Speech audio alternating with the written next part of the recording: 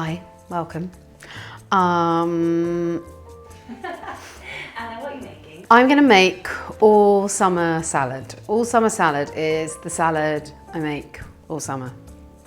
I mean, I probably didn't need to explain that. If you imagine sort of where a niçoise salad minus the tuna and a Greek salad might meet. It's the kind of thing where you can do all of the cooking, which is really just boiling some eggs and some potatoes. You can do that all ahead of time. It's also, which I think is key for summer, it's a salad that travels. It's also a salad that gets better as it sits out. We've got potatoes, we've got eggs, we've got lots of delicious summer veg. Sometimes I throw in some beans for a bit of extra protein, and lots of herbs and a really good dressing.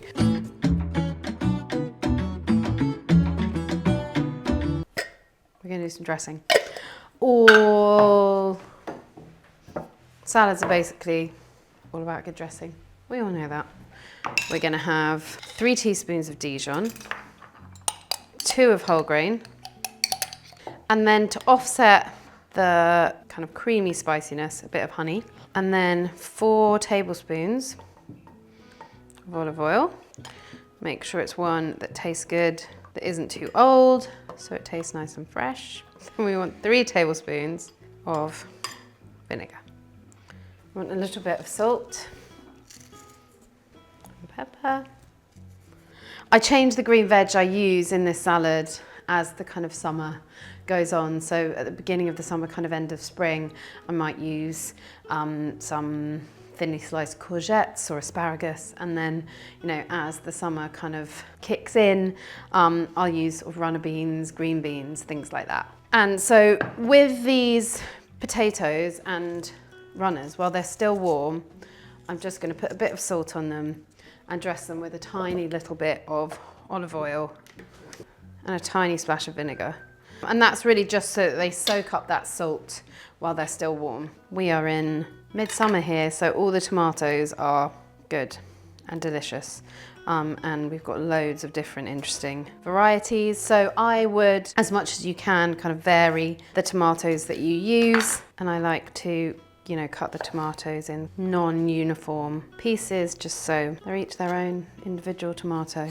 And we just want to make them feel happy and that they've expressed themselves. I'm gonna do a bit of one of these big tomatoes because they're so beautiful. It's just, so these are bull's heart tomatoes from Italy, and they're just delicious. And yeah, the bigger tomatoes I'm just gonna keep in like really nice big chunks. And next I'm gonna do cucumbers. So we've got these kind of little-ish cucumbers. So I'm just gonna use the whole thing. So the next thing in this little summery salad world is some olives. These are Kalamata olives, and like, you know, squash them with the back of your hand, and then you can just really easily take out the stone. I'm gonna add the potatoes, and as I add them, I'm gonna kind of crush them a little bit with my hands. If you think about it, this sort of outer skin is like kind of a barrier to the dressing and all the deliciousness that we're adding. So by breaking up the potatoes, we're allowing that flavour kind of into the middle of the potato for them to be seasoned all the way through, and for them to kind of like be a bit more involved, you know? Let's just get them involved in the salad.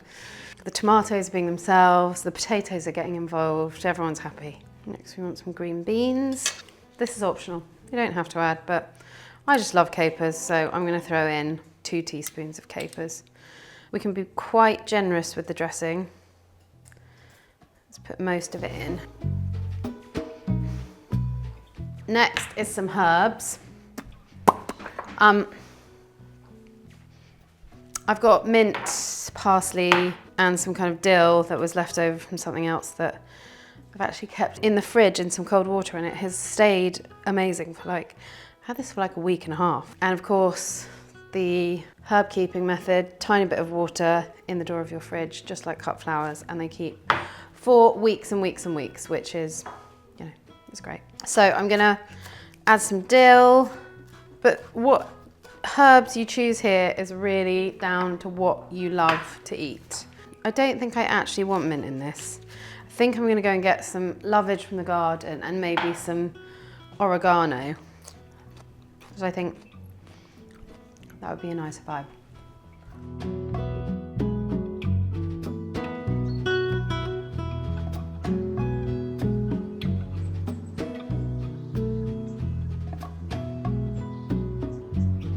So we've got a little bit of lovage here. Lovage is a cross between parsley and celery leaves, but it's kind of fragrant and savoury in a way that I don't think either of them are. It's a good summery herb.